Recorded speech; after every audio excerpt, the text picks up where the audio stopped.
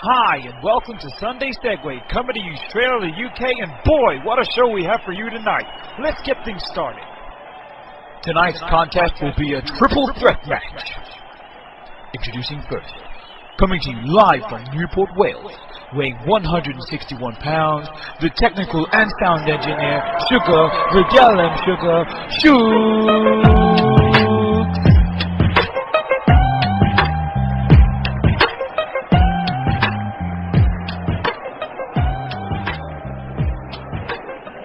Next up, we have a man, Bristol born and bred, with countless hours of ring experience, weighing in at 175 pounds, our wrestling wrestler, the human highlight reel, E2J!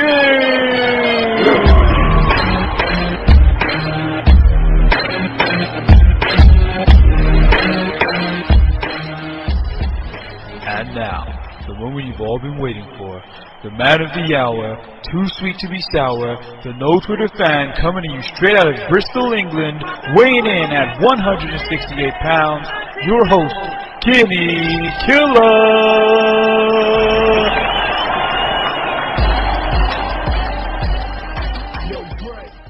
Hello everyone and welcome to the Sunday Segue Wrestling Podcast. It is Sunday. It's episode 17. I am the man of the hour, too sweet to be sour, the one man, no Twitter fan, Kinny Killa.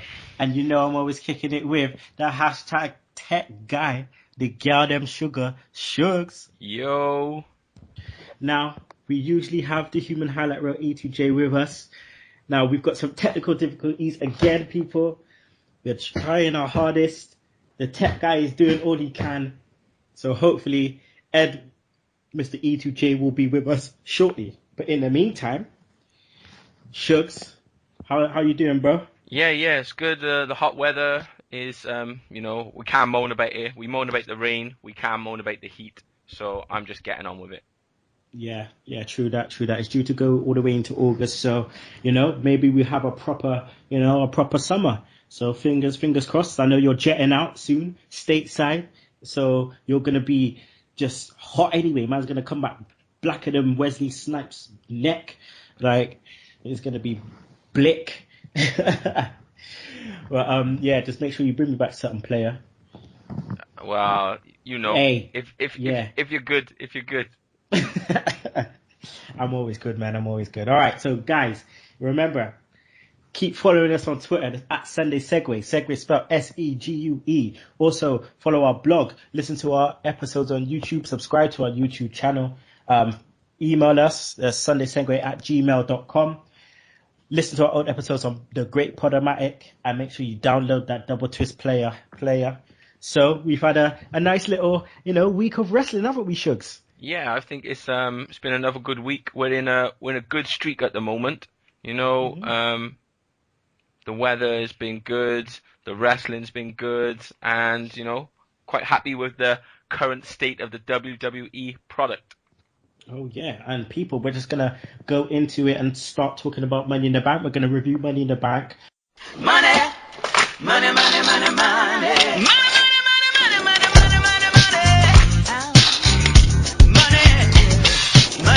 Then we're going to review Raw as usual. And then we'll have, of course, Sugs Stunners and the Smackdown in 60 seconds. So the week in wrestling has been good. I don't like to mention the total non-stop ass shit, but I'm just gonna say, well done to Chris Sabin, won their world title on Thursday. He's a sick wrestler, so well done to you there. So as we go, we're going to Money in the Bank now. Money in the Bank was a really, really good pay-per-view, I thought. So Shugs, we're just going to do the rundown. So the Shield versus the Usos on the pre-show. Did this match surprise you? Well, I probably wasn't going to watch it, or I probably would have just downloaded the main show, downloaded the Money in the Bank pay-per-view, and skipped this. But there was so much buzz on Twitter, and there was so much going on, and people saying, like, this is the best tag team match in years, and this match was amazing, what a great way to kick off the show, stuff like that I just tuned in and made sure I watched it. When I watched the pay-per-view, I made sure I watched that as well. Yeah, I mean, we talked about it, after, and when you told me to go and watch it, I had to watch it, and I was just like, wow, Usos stepped up because we know what, the Shield can do, and the Usos just stepped it up completely. So, I gotta give them their props where, give them credit where credit is due. So, I mean, do you see this now as a kind of resurgence of the Usos, and maybe, that 1-year-old face paint can actually bring them bring them some gold? Well, they've been getting a good push, and they've been getting their wins. They've been getting like a few victories. So I think, maybe we'll see them, push the Shield, but I can't see them being the ones that go over on the Shield. I can't see them getting that victory where they're going to actually beat the Shield. Okay.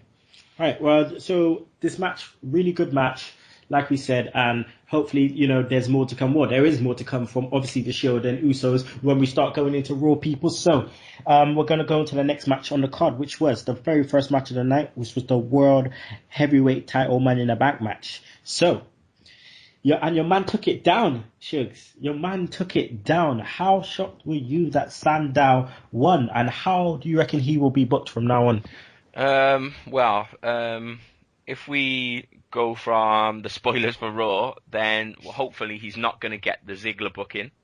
Hopefully he's not going to be treated like Ziggler was, so he loses and loses and loses, but I think because he's got the briefcase, it doesn't matter. Hopefully he'll be booked, reasonably strong and have like a good promo. I think it'll be good that it looks like he's going to feud with Cody first of all.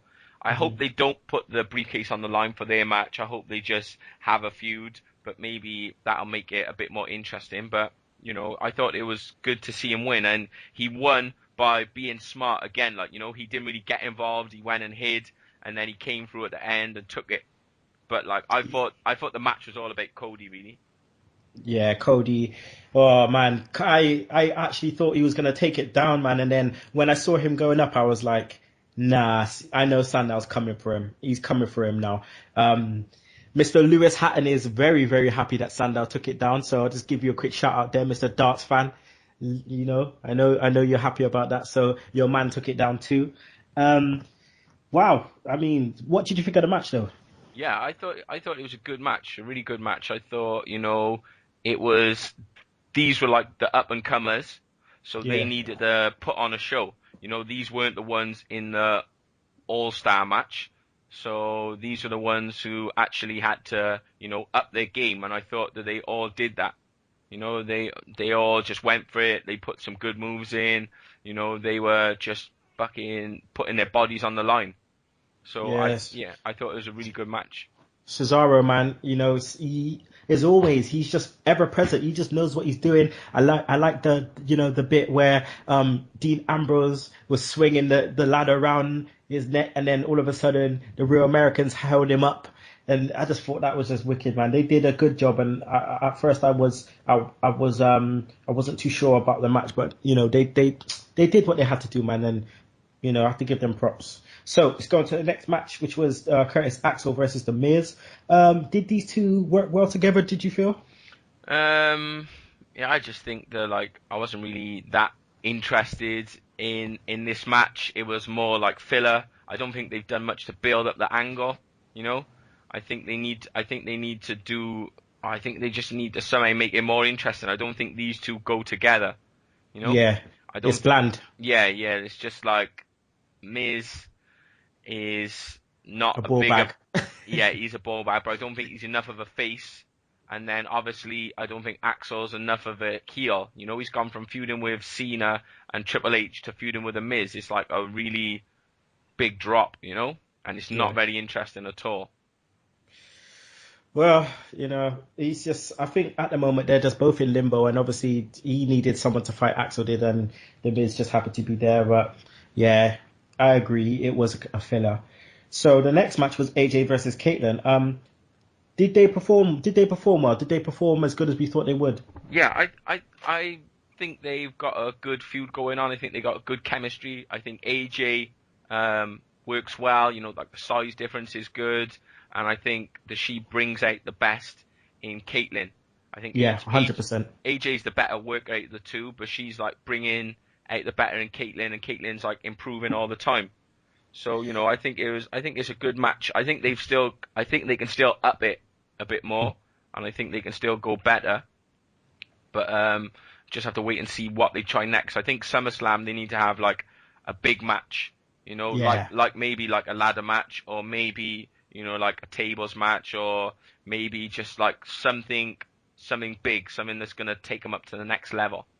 I would love to see a ladder match because it's we don't really see women's ladder matches, and it'll be a nice thing to see. I think just something different for them. And we all know that AJ could, she could do good in those kind of matches. So just have to wait and see. But you called it, Black Widow tapped out. Exactly. You called it. You was 100% correct with that one. Okay, so then we had Ryback versus Chris Jericho. Jericho, we always say, he could wrestle, with a broomstick. Did we earn, did Ryback earn our respect from this match with Jericho? No. I think obviously they've been using Jericho as like to enhance like the mid-carders or the up and comers, but like Ryback he's just like nowhere at the moment. He's not really he hasn't really got the rub from the Jericho angle. Like lots of people have the angle with Jericho and they come off looking better, but Ryback just looks exactly the same. No improvement. Yeah, no improvement. No, he's gone up to the next level, or he's had a great match with Jericho. He looked better with Daniel Bryan. Daniel Bryan made Ryback look good, but Jericho hasn't been able to do it. And now, soon Jericho's rolling off to the sunset with Fozzy, gonna do his thing and then come back. So hopefully, he comes back and he does a thing with someone else and he has a nice little feud. Okay, so after that we have Del Rio versus Ziggler for the World Heavyweight Championship, the big gold belt. Their chemistry is just off the chain, isn't it? Yeah, I think, obviously it got delayed a bit. We had to put the whole thing on hold with the concussion. But like every time in a match, even though like sometimes they're doing the same spots or they're doing the same thing, it's just so crisp, so well done. Like Del Rio's got great execution, and then Ziggler can sell anything. So it's like a perfect combination. Great execution, great selling. So it's just like everything's good. Yeah, Del Rio just executes a tilt-a-whirl backbreaker so nice. So on point. And his top rope Itziguri, and then like obviously this match, I think this match was like, it was a great match. Obviously the finish wasn't great, but there had to be some type of shenanigans. You couldn't just have him going over clean. Yeah. So yeah, I just thought that, I don't know whether, do you think it's time for Ziggler to get the belt back, or would you rather see him win it at SummerSlam? Would you think it'd be a good if we just keep going and Ziggler wins at SummerSlam? Yeah. I think maybe if we do keep going, I mean, I did want, obviously I think my pick was for Ziggler to win, but when I think about it now, it does make sense by making him wait for a bit. But then again, is he going into SummerSlam against Big E? But we'll discuss that on Raw. But it just looks like that at the moment he's in a bit of a trying to turning into a face. He needs to do it alone. He needs to just do this alone now. Like, just do this by himself. They keep associating him with people, and now he just needs to do it by himself and make himself a star. Like, because he's got it. He's got the attributes. He's got everything he needs. He just needs to add something different. And I think the problem is he's always dependent on others. Do your thing. They love you. The crowd love you. You ain't got the belt and you're still getting cheers. That's a good thing. I thought like that his pop was like really big. I know like the RVD went on for ages, but like when he came out initially, that was a big pop for Ziggler. Yeah. The fans love him, and as long as he's like last time, I think he was still doing his heel action, so he was still doing like being over the top and being the show off, which took a bit of the shine off. But I think if he just carries on the way he's been doing in the last few shows, not being too over the top but still being himself, I think that'll work then. Yeah, I mean, you look in the crowd, you're seeing all these guys with the pink tops, You know, the turquoise tops. They're buying the tops. You know, he's a show off and they like it because he's not being, you know, he's being confident. He's not being arrogant anymore. So, you know, we'll just have to see what's out there for Ziggler. But what did you think of the ending though, Shugs, of the match? I thought that it served its purpose for the storyline. Obviously, we needed some type of screw job ending, so you know I can accept it. I don't think it was a great ending, but I can accept the angle, and you know, because it's what we needed for Dario to keep the belt and for the angle to keep going. So I can take that. Okay, well, looks like we ain't got no choice anyway. All right, so next was the WWE title match was the Cena versus Mark Henry. So I'm not gonna lie, I was surprised by this match. I didn't think the match, you know, I don't think anyone thought the match was gonna be really good. But you know, I thought this match came off better than than I thought. Like, was that the same for you? Yeah, I think that obviously we were worried about it, you know, because obviously Henry and Cena are the two big guys, and we were worrying about like them finally getting together and getting physical. But I thought, you know, it told a good story. The spots in there were good. Still, I'm not happy with the finish. You know, I'd rather him like get the attitude adjustment and get pinned than tap out from Oh, you know, the STU or STF, whatever it's called. You know, so I just, yeah, I wasn't happy with the finish. yeah, the finish was a bit skeptical. He was close though. Didn't you? Did you mark out where Mark Henry he got the world's strongest slam? And I was thinking, come on, please just do the free. It was so close.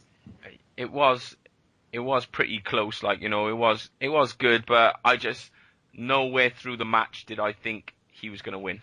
To be I was honest. screaming like I was screaming like a little girl, screaming like a little bitch. I was just like, yo, come on, Henry. Yeah. I Henry, he's our man. If he can't do it, no one can. I just never thought he was gonna win, really. Damn it. Ah, so another Cena clusterfuck. Well, but the match was good. Cena performed well, so did Mark Henry. Which took us on to the main event, which was the WWE Money in the Bank match. And we all got swerved horribly. I think every single one went for a different answer, maybe except for E2J. But, geez, Orton won it. What did you think of the match anyway, Shugs? Yeah, like plenty of people got like fucked up during this match, like differently. People were getting like, you know, there was a lot of staples, there was a lot of, you know, different things going on. So it was like hard hitting. So whereas the other match, the world title was like more innovative. This one was more like hard hitting. You know, they had lots of big dudes in there, and there was lots of moves going about. It was good to see RVD back. The frog splash was like good, just good to see. And you know, people, lots of different people looked good. It looked like Punk was going to win, and then we got the swerve at the end. But like, I didn't want Orton to win, and he doesn't look right with a briefcase. You know, and I Yeah, no, just I hear think, that. yeah, I just wonder where they're going now. I wonder how this serves any purpose apart from swerving people, apart from not giving it to Daniel Bryan. So maybe they didn't want the Cena Daniel Bryan angle to go and be involved around a briefcase, but I don't know where they're going with it. Yeah, I mean Orton, you're right. Orton looks off key with the briefcase. It don't seem right because he's not playing that smarmy, slippery, viperish kind of character that that he was in the past. Where he'll just come back quick and just give man an RKO and just dust out. But this could be a lead to something. I think this is a lead to a heel turn, and I think I'll get into that when we talk about Raw, which is coming up next. But what I'm gonna do, right now, because we're missing E2J, so I'm gonna call this guy live on air. I'm gonna call him, right, and we're gonna get him to give us his Money in the Bank rating and Money in the Bank MVP. So let's see if we could hear this now. Yeah, let's just get this guy up, right? So I'm calling people. We need the E2J on here. All right, here we go. Eduardo, loudspeaker. Here we go. Let's see this now. Right. I think this is just gonna flop. All right, let's see this. Well, it sounds alright. Yo, Ed. Yo, I'm working. Can you hear him, Shugs? Yeah, I can hear him. Speak, man, speak. What's happening, Shugs? What's happening, ETJ? Can you hear me? Can you hear me? Yeah. Yeah, you're online. Talk. Yeah, E2J's in the building. What's going on, man? Technical difficulties ain't even the word. Well, I mean, I don't even know what to say, bro, because it's just one of those things. You can't do it, but at least we can get you on the phone just to get your Money in the Bank rating and your Money in the Bank MVP. So tell me about Money in the Bank, bro. How did you see it? Well, you know how I saw it. Mr. Sandow cashing in. Well, obviously getting the case. He'd have to be my, naturally saying that, MVP for Money in the Bank. Mm-hmm. I'm going to give it to Cody Rhodes, man. I'm going to give it to Cody Rhodes just because obviously we talked a little bit about it on previous shows about them having a split maybe, or a split being there, and who's it going to be? Do you know what I mean? They had the possibility, well, they had the chance, they could have done it with Swagger and Cesaro, but I think there was more, there was a better story to be told with Cody and Sandow. So I was happy with that because I didn't actually think it was going to go there. I thought, you know what I mean, that's who I wanted to kind of win. And like you said, always book it as kind of, if you book it how you think it's going to win, it don't usually come through. But Yeah, I marked out over that. It was a Sandow win.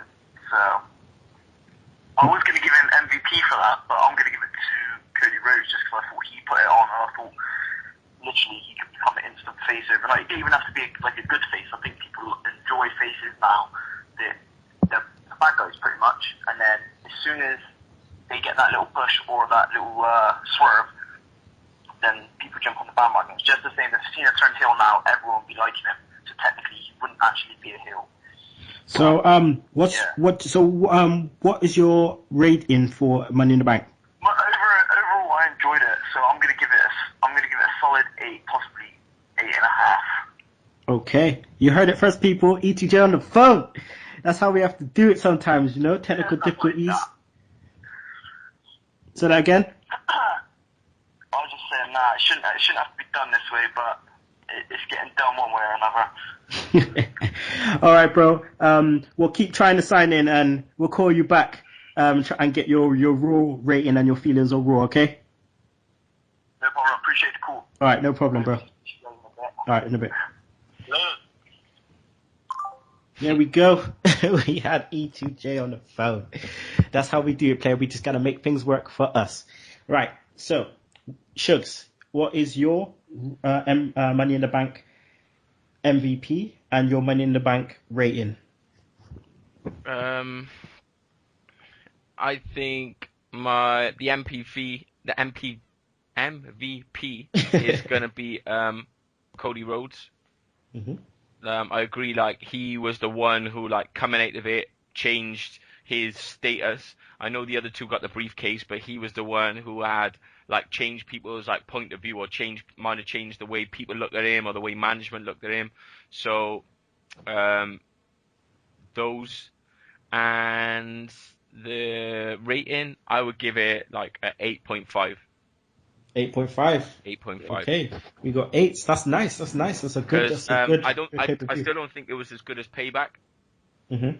So I would give it an 8.5 because I thought Payback was like a game changer, where this was just following the recent trend of like good pay-per-views. But I thought Payback like just flipped that shit upside down.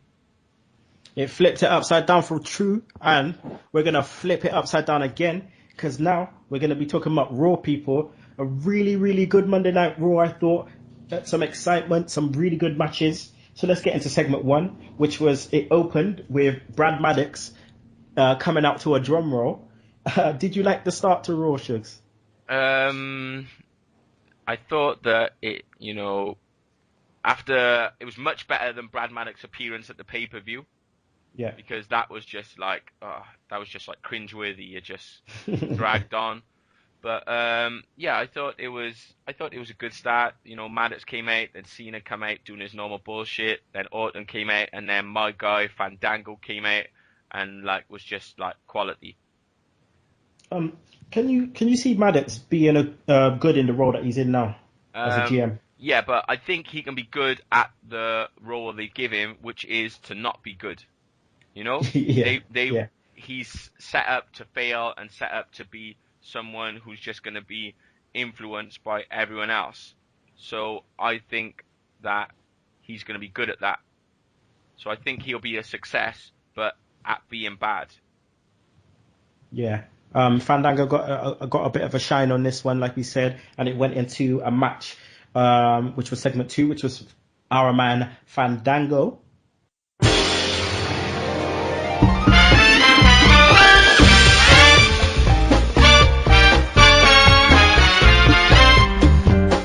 versus Randy Orton. So, Shugs, was this a step in the right direction for Fandango? And how well do you think he did against Orton? Well, yeah, because he's not fighting Justin Gabriel anymore. You know, he's not fighting like lesser people. You know, you think like going into the pay-per-view, he got a win over Wade Barrett, but like it seems like everyone gets a win over Wade Barrett. But then, you know, he's in there with one of the top stars in the company. You know, obviously he had the rub off Jericho, but now he's in there with somebody who's not a part-timer, someone who's not like basically a legend in waiting. He's in there with one of the top guys right now. And I think he held his own. He did more wrestling. He was countering all Orton's, you know, big moves, like as if he'd like been scouted well. And they sort of dragged the crowd into it because the crowd didn't want to know at the beginning. But the match was so good that they sort of sucked the crowd into the match, and then they got more interested as the match progressed.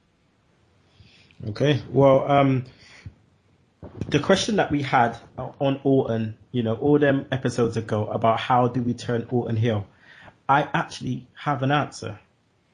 So better late than never. I know. So he's a face right now. So what happens is he cashes the briefcase on the winner of the WWE title match at SummerSlam. But okay, so the winner has to be Daniel Bryan. Yes. Because for it to work, yeah, it has to be Daniel Bryan. If he cashes on Cena, he's like a super face because everyone will love him because everyone hates Cena. Yeah. So, Which means, right, Daniel Bryan is going to win the WWE Championship because it has to happen that way. And he's going to get RKO'd straight away from nowhere and he's going to lose. And this will set up a really good feud with Orton. And I think Daniel Bryan will be the one to take it off him in the long run. So what happens to Cena? What happens to Cena? Yeah. You know, some people can say that it may be too soon. He hasn't had the belt that long. But we all know Cena don't need the strap to be selling merchandise. And he may be okay with that. So we're just going to have to wait and see. But Orton, one way or another, Orton doesn't turn heel by taking out Cena. We know this already. He turns heel by taking out Daniel Bryan. And it's the only way.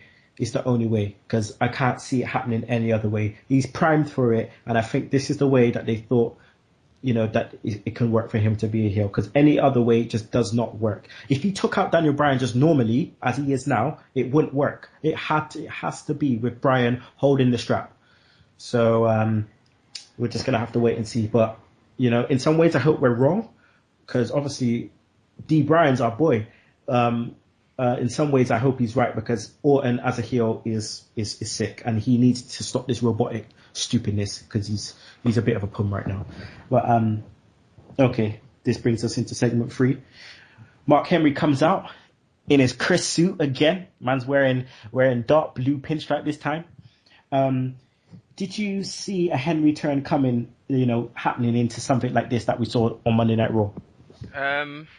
Well, I suppose like the crowd have been cheering Mark Henry for like a while now, and for him to, it's funny if it took him losing to Cena to make the face turn, you know. But then obviously with the Shield coming out and him standing up to them, I think it's a good way of turning him like full face, you know.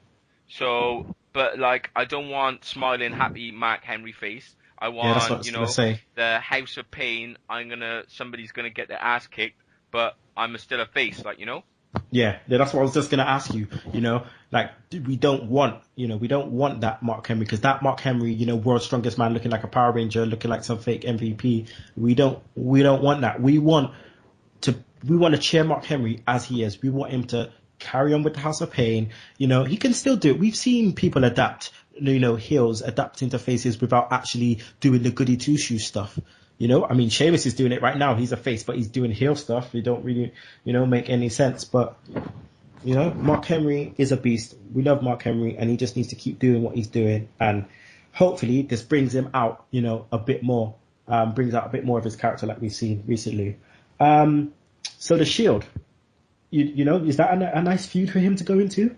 Yeah, I think it's good. Like, obviously they've been fighting all the top guys really in the company. Undertaker, Cena, The Rock, Sheamus, Randy Orton, Kane, and Daniel Bryan. So it'll be a good mix. Somebody different like Mark Henry, who's just gonna go straight at them. Who's not gonna back down. And I think it'll be a good feud. I don't want to see Mark Henry and the Usos against the Shield, but I just want to see maybe Henry giving them a beat down. Need to take a beating just so they realize they fucked with the wrong person, and then they back down from Henry.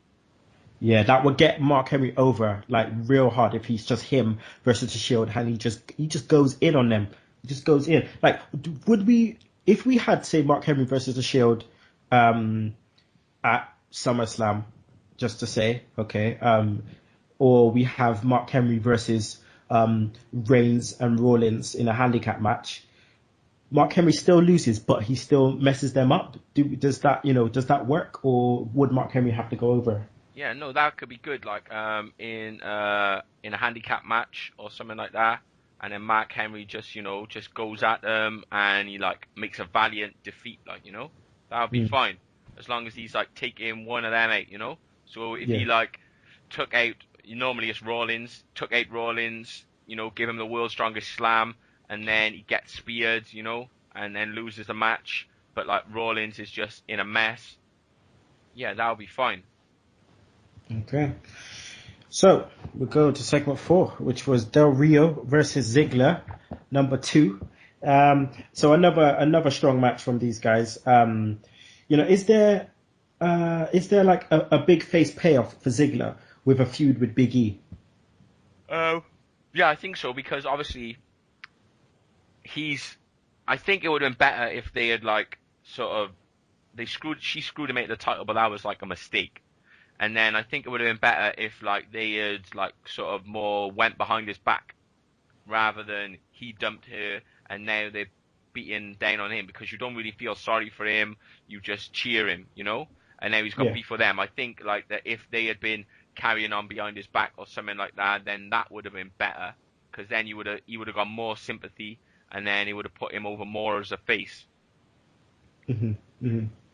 Yeah, I mean, when I look at it, Big E is he's slowly coming to his own a bit. But I also think that he soon needs to go on his own, and just be a beast and run roughshod, as they say. Who knows when that happens, but only time will tell. I think it'll work well with Ziggler though, because Ziggler obviously is great selling, and he's gonna make Big E look like a beast, look like a real beast, which will be really good.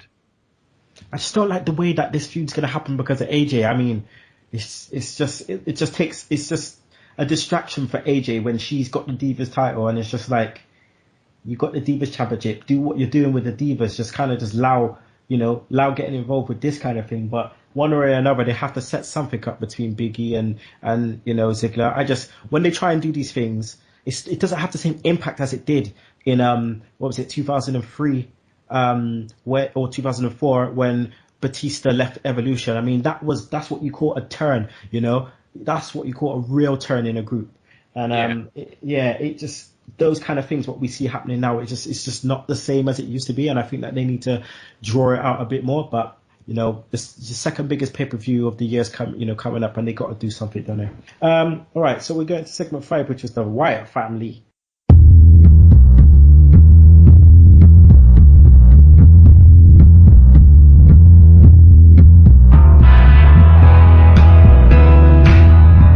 They come in and take over R-Truth. They just go in on R-Truth.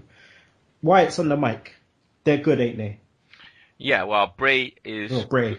good on the mic. You know, he has, built up this character, and he is just, he's just perfect. He's just embodying the character, You believe that he is that person. When he comes on, there is no anyone playing a character. You believe that Bray Wyatt is this guy, 24/7. And I just think that it's good, He dealt with the crowd well as well, when they were coming with a stupid ass what chance, he switched up his delivery, and and then they just allowed him then, they realized the what chance weren't going to work, and he cut great promo. Are not the truth we seek. Kane. Follow the buzzards.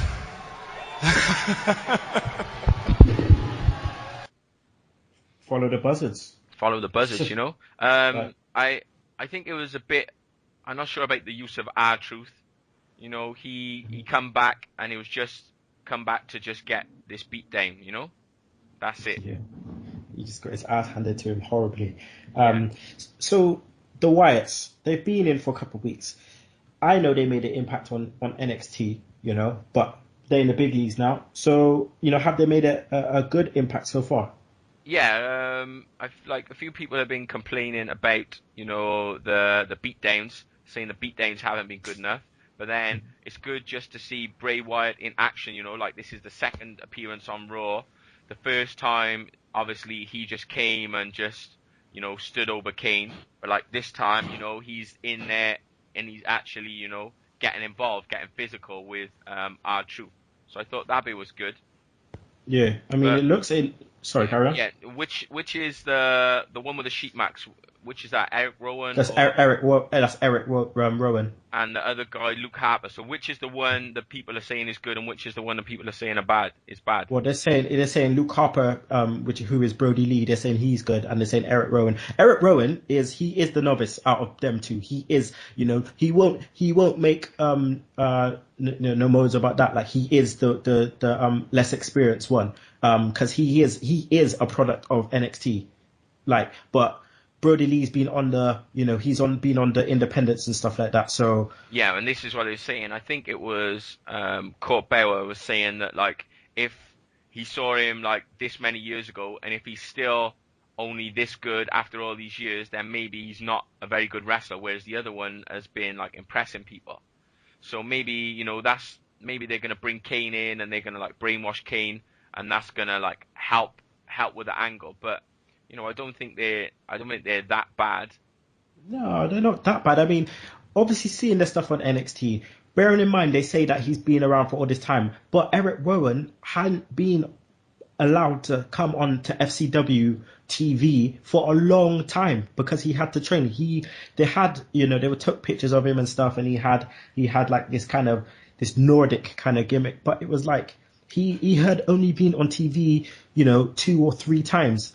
On FCW, and then on NXT he only came in once they had that gimmick for Bray Wyatt, and that was it, because Bray Wyatt came out by himself at first, and then they added Luke Harper, and then they added Eric Rowan. So he's got time, he's got time. As long as he does his part, he'll be all right. Well, but yeah, obviously he's in the angle at the moment, so he just needs to make sure he don't fuck up, Yeah. I think he'll be okay, because it's not a role which demands loads of talking, because Bray Wyatt does the talking for them. They just got to do their roughhouse stuff in the ring, All right. So let's go on to segment 6, which was the Real Americans, Cesaro and Swagger versus the Usos. So we talked about this before. Are the Usos stepping up to the plate? Do you feel? Well, I think they've responded to their push. They're getting better. I still think they need to get themselves into better shape. Yeah. They could still be in better shape. You look at people like Randy Orton, you look at Sheamus, you look at Cena, and even you look at Sandow, who's on his way. There's a reason why they are main event superstars, because they've got the main event look, and even if you look at Roman Reigns and you look at Rollins and Ambrose, they're in better shape than the Usos. And maybe if you're jobbing on superstars every week, you don't really want to hit the gym, and you don't really want to, put in the hours. But now they're getting the push. I think they need to respond a bit more. They need to have a better look and not just put on some fucking face paint. Well, they have been listening to you in some sense, because, man, they've been bopping to the tune, bruv. I've seen them come out, they've been bopping to their tune. They actually just been busting couple moves. I was like, yo, do your thing, Jimmy and Jay. You're riding on the low rider, playing your tune, top down, just swagging it out with the hydraulics. Just keep doing your thing. Oh gosh. So I'm gonna ask this question to you again. Now we've seen them more. Does Cesaro and Swagger work? Is this being forced down our throat too much? Yeah, I just don't see any real chemistry between the two. They're just both there with Uncle Zeb, and they're being called the Real Americans, but it's still, there's no explanation for the angle. There's just nothing. They're just there, Yeah, I don't see what is happening. I don't see what we're supposed to be getting out of this angle. Yeah. Apart from it's somewhere for Cesaro to be. Yeah. It annoys me, because I'm just going to say this now. This is kind of a spoiler for NXT, but in the next couple of weeks, okay, we're going to see, literally the NXT that's just gone, we saw Cesaro versus Sami Zayn, who is El Generico, against Leo Kruger in a three-way for the number one contender for the NXT title. The match was really, really good. Cesaro did. I watched that one. Yeah, Cesaro did a triple German suplex. A German suplex on both of these guys. It looks so good. It looks so good. And in the next couple of weeks, we're going to see Sami Zayn versus Cesaro in a 2 out of 3 falls match. And what I'm hearing is the match was one of the matches of the year. I'm hearing that people need to watch this match. So when it comes up in a couple of weeks, people make sure you record it, watch Sami Zayn versus Cesaro. They've worked together many times in the independents. They know what they're doing, and this is why people are calling this the match of the year, and I cannot wait to see this. Cesaro, they just need to find something, I swear down, because if he's working with these people and he's making them look like $1 million, $1 million pounds, whatever, they need to do something with him. They need to, because it's just wasting away on NXT. Not everyone watches NXT like us. So they're not seeing him, having those really good matches with good up-and-comers. So I'm not going to class this as a rant. So there's no need to play my music. No, it's just some heartfelt thoughts. Man could just make man bust a tear. That's how heartfelt this is, man. Jeez. Right, let's go on to segment 7. Sandow versus Christian. Very quick match, only 3 minutes long. Sandow gets buried. But at the same time, he is utilizing the briefcase, don't you think, for his for his heel character? Yeah, he's just using it, and he's just like, where's my briefcase, but why would you really want him to lose to Christian? How is that going to help anyone? I mean, it doesn't even help Christian, to be honest. No, because we know the next week. Then we know the next week that Christian's going to be losing to someone else. Yeah, you probably face Ryback and get bust up, something like that. It baffles me though, because obviously this feud now with Cody Rhodes, which is going to happen, it can be really, really good. I mean, is the only way to make it good by them fighting for the briefcase? Is there other ways that they can make it good? Not really. It needs to have some stakes. So all these like matches need to have some type of stake or some type of. Obviously, they got the reason they were friends, and he screwed him over. But then, they need to be fighting over something. So I think the briefcase is as good a thing as any. And I don't think Cody's going to win it off him. But I don't want Sandow to be the one to cash it in and not win. Ooh, what I think it might happen is they thought, okay, we know who we're going to give the briefcase to in the WWE one. All these heroes are fighting right now in the World Heavyweight title one. We know Del Rio's got the title, but none of these are really going to take it off him. So what they might do is they might have that briefcase change hands on a number of occasions. That might be a title in itself, that you might see it on a couple pay-per-views being defended, because that's what they're going to do to get it on someone who will take it off Del Rio. It may land back in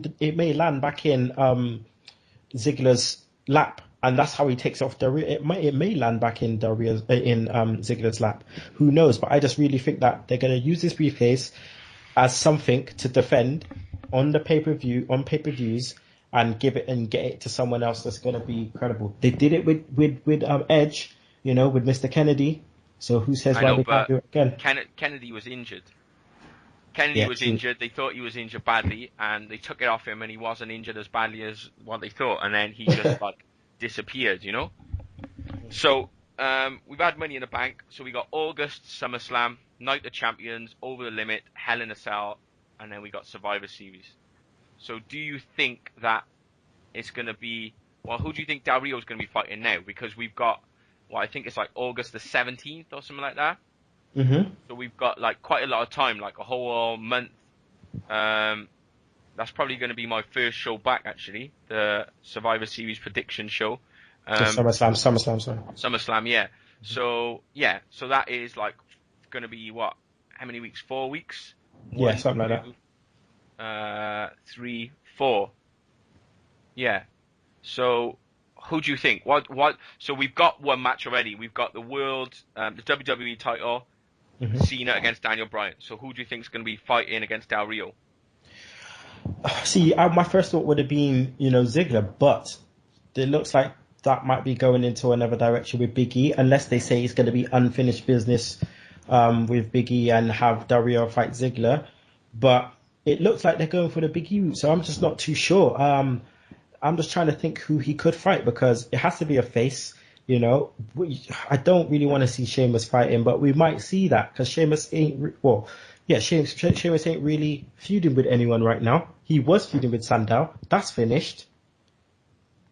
Yeah. So I don't want to see Sheamus against Del Rio. No, I don't want to see that either. I don't think it'll be that bad a match. It's just I don't want to see it, now. I that's the only person I could think, who's a face right now, who he could face. He could face RVD, but is that gonna happen? I can't see it happening. So, but I mean, time will tell in the next couple of weeks what direction they're gonna go. Ricardo's not about. Yeah, Ricardo's probably going to be back in this week or next week. Oh, is it? It was only a month. He's missed at least 2 weeks already, I would say. Well, time will tell. We don't know what's going to happen tomorrow night on Raw, so we're just going to have to wait and see. All right, let's go on to segment 8, which was Naomi versus who I like to call the Triple B, Big Boo Bella, which is Brie. Ain't nobody got time for that. So you're gonna have to tell me what happened, because I just fast forward this bullshit. I don't even want to watch it. Well, I was gonna ask you why Naomi looked so good, because I'm not even gonna lie, she looked good, bruv. She was doing all kinds of stuff in there, like hurricanranas, drop kicks, crossbodies from the top rope. She was going in. And I cannot believe this girl is stuck doing the Tons of Funk thing, because she could be a star. She can actually be a star. Obviously her promos and stuff may not be too good, but she can actually be a really good fan favorite. And she's got the skill. She's definitely got the skill. The match was a quick match, but they had a lot of high spots. Brie wasn't doing good at all. She's just doing her normal rubbish. But this was a standout for Naomi. Naomi won. Do you feel Total Divas is a distraction for the show?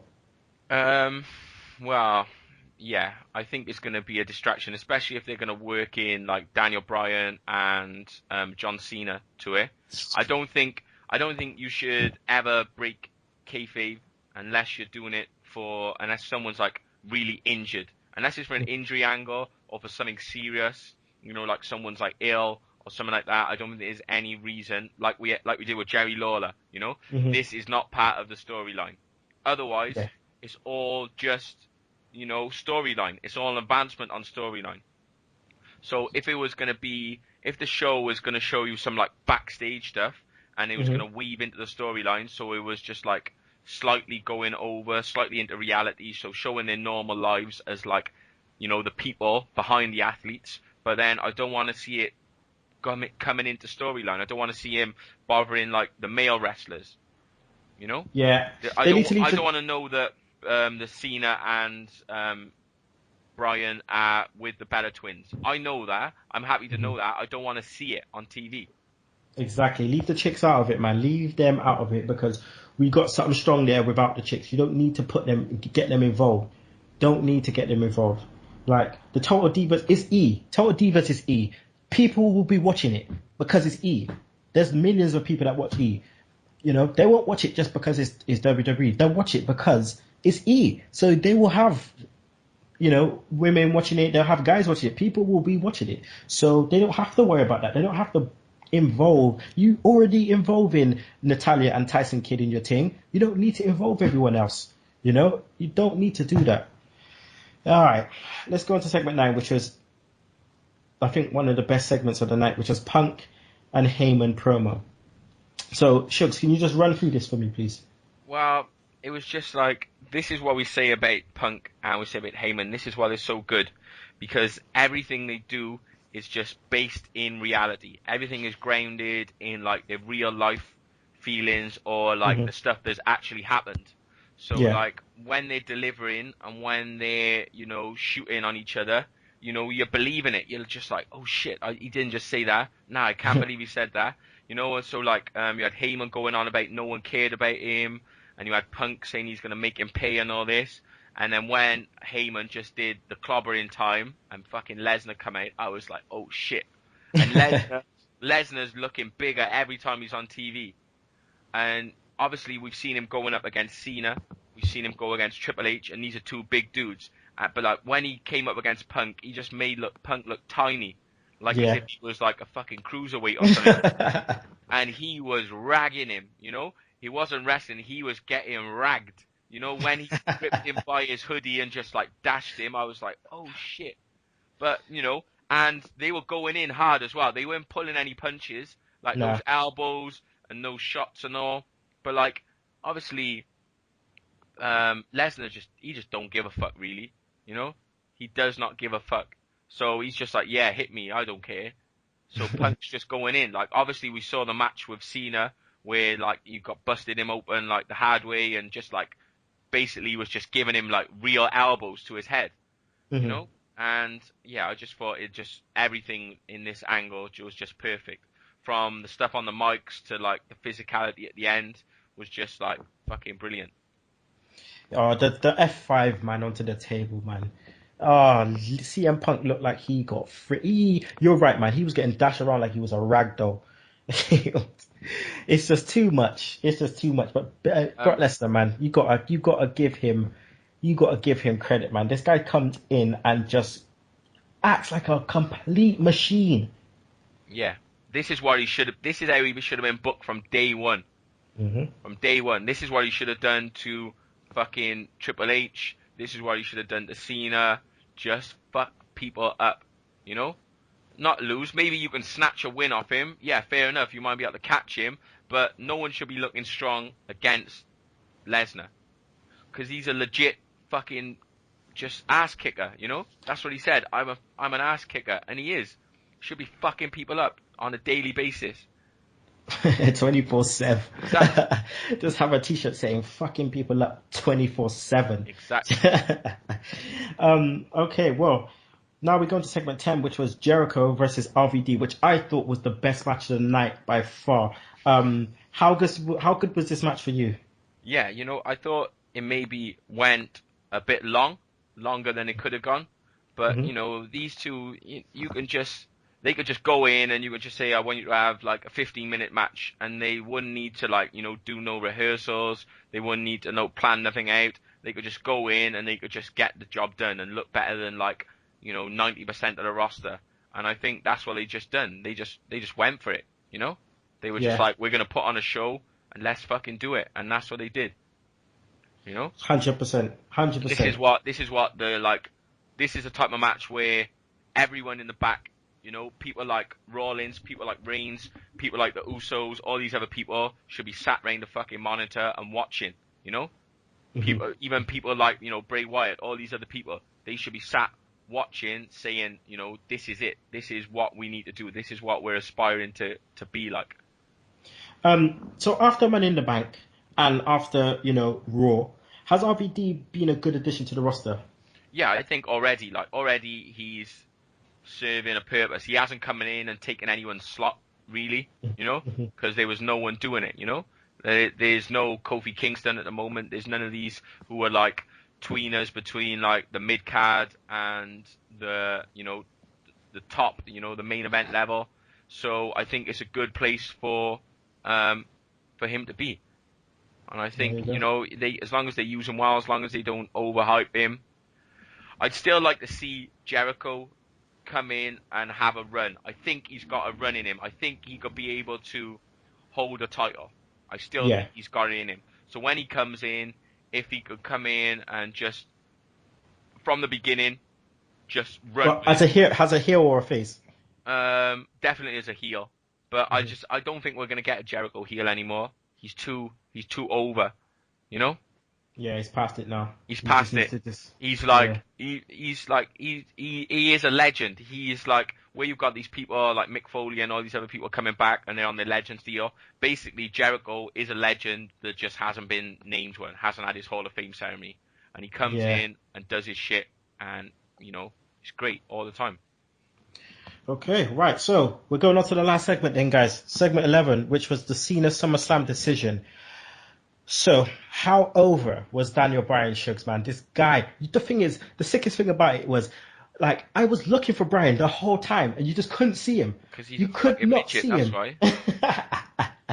You just couldn't see him, like, and I think they did that on purpose, to be honest. They put him behind a great Khali. He used to be behind Sheamus and Randy Orton, wasn't he? Oh yeah, well yeah, he was like the Great Khali, Sheamus, Randy Orton, they were all together, and he was just like behind them, and they had to like separate like the parting of the Red Sea for him to come out.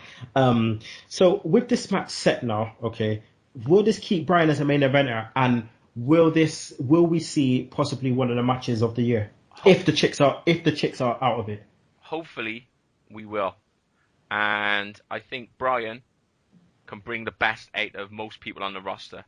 So I think that, you know, when Cena's got someone in there who can work, Cena goes for it. Cena's a good worker, you know? CM Punk showed that's the best match in the last fucking 5 years in the WWE. Money in the Bank 2011, Cena against Punk, you know? Yeah. So when he's in there with somebody who's ready to go and they're ready to just fucking go for it and just no holds barred, then he can work. So hopefully that's what it'll be. And I think the sizes match up well. So, yeah, hopefully Cena and Bryan are going to have, like, a great match at SummerSlam. But it's just, what do they do? What's going to happen in between? That's what I want to know. Yeah, how can they keep it interesting? And I just hope that they just keep the chicks out of it, because that's not the way to do it. Daniel Bryan, I just hope Daniel Bryan, they just put him serious. They have him serious. They have him spitting a sick promo in Cena's face. That's what I want to see. I want to see him in his face saying that, people may not have respect me, but they respect me now. And you better damn well sure you better respect me because I'm coming to SummerSlam to take what you got. They just need to have that intensity. I'm coming to SummerSlam to take what you got. I'm going to bring my A game. You better bring yours because if you don't tap out, you're going to pin and I'm going to pin you. And it's just as simple as that. And they need to bring that intensity. And John Cena needs to stop with the silly, dumb shit. He just needs to stop it and just take this seriously because if he doesn't, he's going to make Daniel Bryan look like he's nothing. And we can't have that. We cannot have that. If he's going to stay as a main eventer, Cena needs to take Bryan seriously because even when he started saying, "Oh, I'm going to pick Daniel Bryan," like it was just like he was just someone, like he wasn't just like he was talking to JTG. He just needs to do it good and do it properly. What's your what did you think of the crowd, Shugs? Yeah, I thought they were better than they have been. Better in the last few weeks. Not as good as obviously the crowd at Money in the Bank, but yeah, still a good crowd. A good crowd always makes a show, and the crowd were, they were into it. They were into everything. They popped the right places. They did try and do a few what chants, but it's like they can't help doing it. It's like they got fucking Tourette's when they do when they do the what chants. But I think it was a decent enough show, decent enough crowd. So yeah, it was fine. What was your Raw rating? I think that it was probably a solid 7, A solid 7, okay. Solid 7, just that's fine. No, that's cool. Solid 7. Right, guys, we're gonna get E2J back on the phone, gonna get him back on the line so he can give his views on Raw and give his Raw rating. So let's just call him up, put him on loudspeaker, let him say his piece. Right. See if we got this. Hey yo. You're still online, bro. You're still online. So what I'm gonna do now is I'm just gonna ask you for your thoughts on Raw. Just talk us through your thoughts, and then at the end, just give us your Raw rating, okay, bro? Yeah, I'm going by the run sheet here, so I'll start segment 1 and then just go for it. Maddox era, I'm not getting bad Maddox. I hopes on him. I like everything he's doing at the moment. Segment 2, Fandango versus Orton. When that started, I actually marked it because they gave Fandango more than I thought they were going to give him against Orton. Usually Orton pretty much just everyone gets jumped back to him, but they actually I think Fandango actually threw Orton out of the ring, didn't he? So yeah. Him out first. I was surprised at that because I thought it was just going to be like a walk in the park for Orton, but Fandango took it to him. So whether that means they got high hopes for him down the line, I don't know, but I liked it. The Henry promo, that was good. The next bit though, they overshine that. I mean, Shield bombing him. That's just because he bounced as well. Henry gets taken out. Oh yeah. Yeah. And then you've got Del Rio Ziggler with Big E and AJ. Yeah. We did months ago, but they went for the AJ and Big E heel as opposed to Ziggler being heel. Like I said before, I think Ziggler's got the potential to be like the next HBK because the fans are so behind him now, and he keeps getting screwed over, and the fans want to see him win more. I'm just happy with what they're doing, but it's just interested to see where it's going to pan out. Wyatt family. What else needs to be said about that? If you ain't marking out for the Wyatt family right now, I don't know what you're doing. Kane needs to follow the brothers. Standard. Real Americans versus Usos. I like what they're doing with the Usos. It makes me feel like I'm watching like wrestling back in the early 90s where you've got loads of different tag teams and stuff with like from different backgrounds and that sort of thing. But at the end of the day, they're putting on solid matches. So for me, the in-ring matches is a big part of it. Usos, I mean, they didn't really do much for them because they just kind of got the same attire, aren't they? But yeah, I like that. Sandow vs Christian was good. Obviously, you got Cody Rhodes coming out, and like I said, after Money in the Bank, he needs to be getting the push now. I think he needs to get the push the same way as Ziggler, like where they don't give him anything straight away, whereas like, it really starts making the fans want him to win something, want him to get something, rather than just getting it and, oh look, you're the champ. And it's over. I mean, the run's over before you even get started. So I think they can build this well. I think there's going to be like good chemistry between Sandow and Rhodes, so it should be a good little. It should be interesting to see what goes on down. Segment 8, Naomi versus Brie. All I've got to say is I wasn't really paying attention until she fucking hit that crossbody. Fair play. Yeah, that's what I was saying to Shugs. Yeah, that's interesting to see. Punk and Heyman, I was saying to Mike, like these guys, you just got to let them do what they're doing, because on the mic talking wise, especially Heyman, I must say when he got down on his knees, he was like, "God, it's clobbering time." Then obviously Lesnar's music kicks in. It's just, yeah, that's going to be good. That's one of those things I'm confident is going to be good. The only thing I'm not confident about is whether Brock Lesnar can not injure Punk. Yeah, I like that. Apart from that, like angle build up, you know it's going to be good. Then segment 10, it actually just blew me away, was Jericho and Rob Van Dam. I thought the ref was going to swap it at one point, because obviously already was busted. Yeah. But, you know what I mean, I think it was getting close to the end of the match anyway, so if they would have stopped it then, I think it would have hindered the match. It would have made it a bit, it would not flow as much, but, yeah, Jericho versus RVD, like, these are two guys that they just have missed the beat, man. They have missed the beat. It's just good to see, obviously, guys that haven't been around for years, and then they come back in and they can just throw it down like. So what's your Raw rating then overall then, E2J? Oh yeah, last thing. Summerslam, Cena Summerslam pick. We all knew what it was going to be. The build-up was a bit of a tease, but yeah, that was epic as well. Overall, I enjoyed it, so I'm gonna give it a solid 8.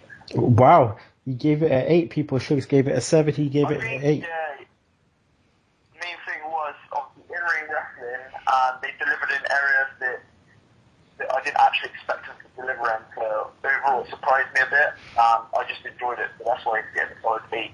Okay, all right, E2J. I know it's some technical difficulties, but it's always good to have you on the phone, bro. Just make sure you sort it out this week, player. Yeah, I need to. All right, then, man. Well, enjoy the rest of your weekend, okay? And I'll speak to you in a bit, bro. No problem. All right.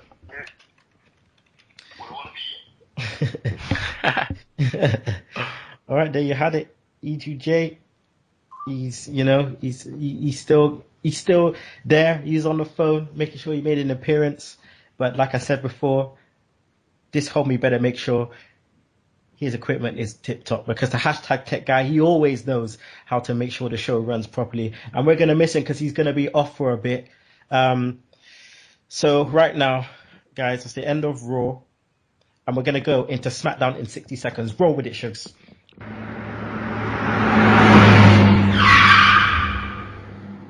Okay, so we get Teddy Long, the return of Booker T, then we get Maddox, and then we get the big man himself, Vince McMahon. He asked their plans. They all give him a little bit of info, but then he reveals Vicky Guerrero as the new GM of SmackDown. Swagger versus Ziggler, good match. AJ and Biggie watching the back. We get a zigzag win. Then Ziggler talks to the crowd, apologizes for not dumping AJ sooner, and she has a fit backstage. Biggie stops her from going on a rampage, then goes to lips her up, but just kisses her on her head. Shield against Usos.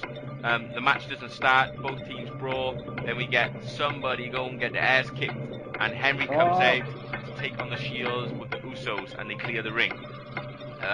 We get Bryan against Barrett. Quick match, and Bryan makes Barrett tap out, and the crowd are on fire again with the yes chants. Vicky and Maddox backstage. Vicky gives Maddox the best slap ever. If you watch SmackDown, just watch it for this slap, because she almost takes his head clean off. Miz TV with Heyman. Heyman tells Punk just to stay down, and then Miz walks out on Heyman because he's disgusted with him, and then Axel comes out and they stare each other down on the ramp. That leads into the next match, Axel against Jericho. Same as their other matches, Axel is in the walls of Jericho forever, but crawls and makes the rope. Heyman distracts, Axel wins. Ryback comes out to pick on Jericho's carcass, picks him up, shell shocks, and then walks off. Darren Young against RVD. Good match, 5-star frog splash, RVD wins. Then we go backstage again, and Vicky throws out Teddy and says he's going to need a ticket in future. And then the last match, Del Rio against Orton. Typical Del Rio match, back and forth. Goes to the super kick, misses, RKO. Orton wins, fade to black. Wow, Orton beats the champ. God damn. Looks like the Money in the Bank holder is stronger than the World Heavyweight Champion. Alright, well, you're going to hit the best segment of all, because you're about to get stunned with Sugs Stunners.